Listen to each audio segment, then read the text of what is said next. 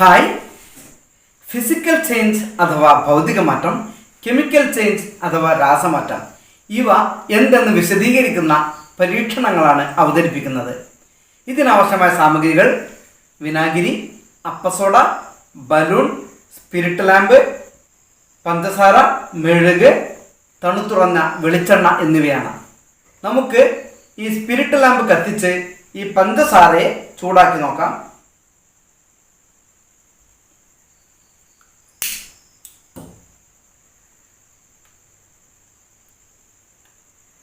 പഞ്ചസാരക്ക് എന്ത് മാറ്റമാണ് ഉണ്ടാകുന്നത് എന്ന് നിങ്ങൾ നിരീക്ഷിക്കണം.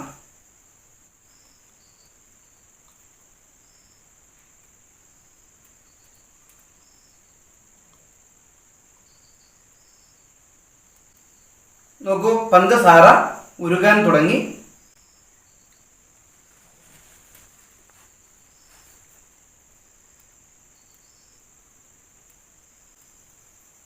ഇപ്പോൾ പഞ്ചസാരയുടെ നിറം ഏതാണ്ട് മഞ്ഞയായി വരുന്നു.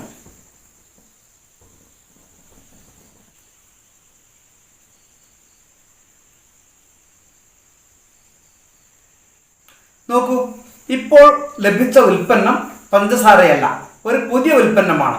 ഇതിന് പഞ്ചസാരയുടെ നിറമില്ല, രുചിച്ചു നോക്കിയാൽ പഞ്ചസാരയുടെ രുചിയുണ്ടാവില്ല, പഞ്ചസാര ക്രിസ്റ്റലുകളുടെ ആകൃതിയില്ല. തീർത്തും പുതിയൊരു പദാർത്ഥം. ഇങ്ങനെ ഒരു പദാർത്ഥം താപം സ്വീകരിച്ചോ താപം നഷ്ടപ്പെടുത്തിയോ ഒരു പുതിയ പദാർത്ഥമായി മാറുന്നുവെങ്കിൽ അതിന് പറയുന്ന പേരാണ് കെമിക്കൽ ചേഞ്ച് അഥവാ രാസമാറ്റം. ഇവിടെ പഞ്ചസാരക്കുണ്ടായത് രാസമാറ്റമാണ്. ഇതിനെ ഇനി നമുക്ക് വീണ്ടും പഞ്ചസാരയാക്കി മാറ്റാൻ കഴിയില്ല. ഇത് സ്ഥിരമായൊരു മാറ്റമാണ്. രാസമാറ്റങ്ങളെല്ലാം സ്ഥിരമാറ്റങ്ങളാണ്. ഇനി നമുക്ക് മെഴുക് ചൂടാക്കി നോക്കാം.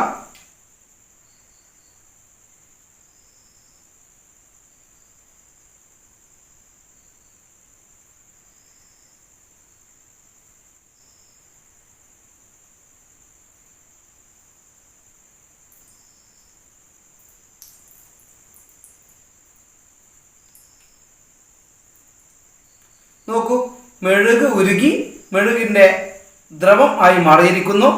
ഈ മെഴുകിന് തണുത്താൽ എന്താണ് സംഭവിക്കുക? നമുക്ക് അല്പസമയം നിരീക്ഷിക്കാം.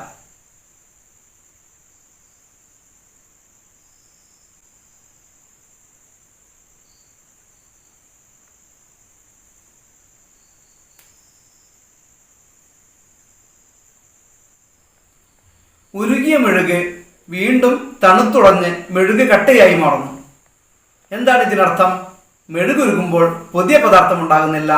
മാറ്റം താൽക്കാലികമാണ്. അവസ്ഥയിൽ മാത്രമാണ് മാറ്റം ഉണ്ടാകുന്നത്. ഇത്തരം മാറ്റമാണ് ഭൗതിക മാറ്റം. ഇനി ഈ തണുത്തുടഞ്ഞ വെളിച്ചെണ്ണയെ നമുക്ക് ചൂടാക്കി നോക്കാം.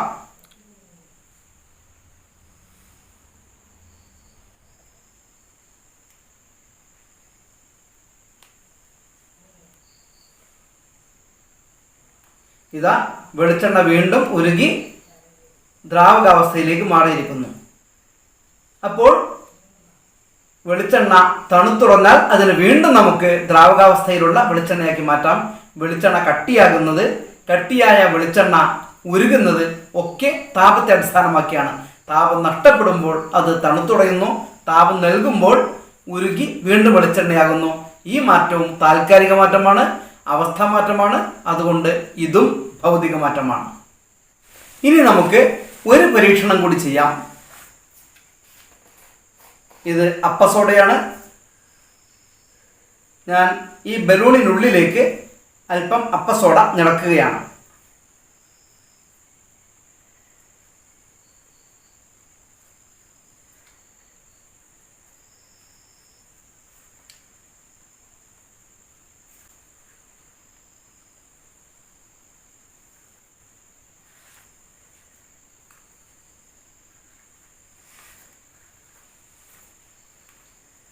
ഇനി ഈ കുപ്പിയിലേക്ക് അല്പം വിനാഗിരി ഒഴിക്കുന്നു.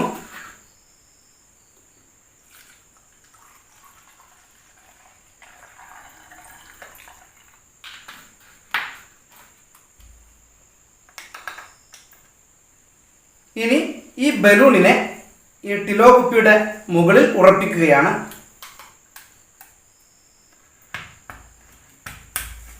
ഇനി ഈ അപ്പസോഡയെ ഈ വിനാഗിരിയിലേക്ക് വീഴാൻ അനുവദിക്കുകയാണ്.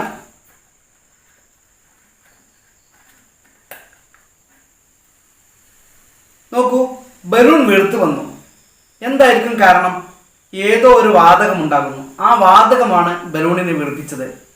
അപ്പസോഡയും വിനാഗിരിയും തമ്മിൽ പ്രവർത്തിക്കുമ്പോൾ കാർബൺ ഡൈ ഓക്സൈഡ് എന്ന വാതകം ഉണ്ടാകുന്നു. ഇവിടെ പുതിയ പദാർത്ഥം ഉണ്ടാകുന്നു എന്നർത്ഥം. ഇങ്ങനെ പുതിയ പദാർത്ഥങ്ങൾ ഉണ്ടാകുന്ന മാറ്റങ്ങൾ രാസമാറ്റങ്ങളാണ്. ഇത് സ്ഥിരമാറ്റമാണ്. ഈ കാർബൺ ഡൈ ഓക്സൈഡിനെ ഇനി നമുക്ക് തിരിച്ച് വിനാഗിരിയോ അപ്പസോഡയോ ആക്കാൻ സാധിക്കില്ല.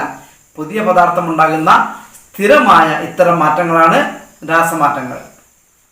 ഇവിടെ ഉണ്ടായ വാതകം കാർബൺ ഡൈ ഓക്സൈഡ് തന്നെയാണ് എന്ന് ബോധ്യപ്പെടാൻ നമുക്ക് ഒരു പരീക്ഷണം കൂടി ചെയ്യാം.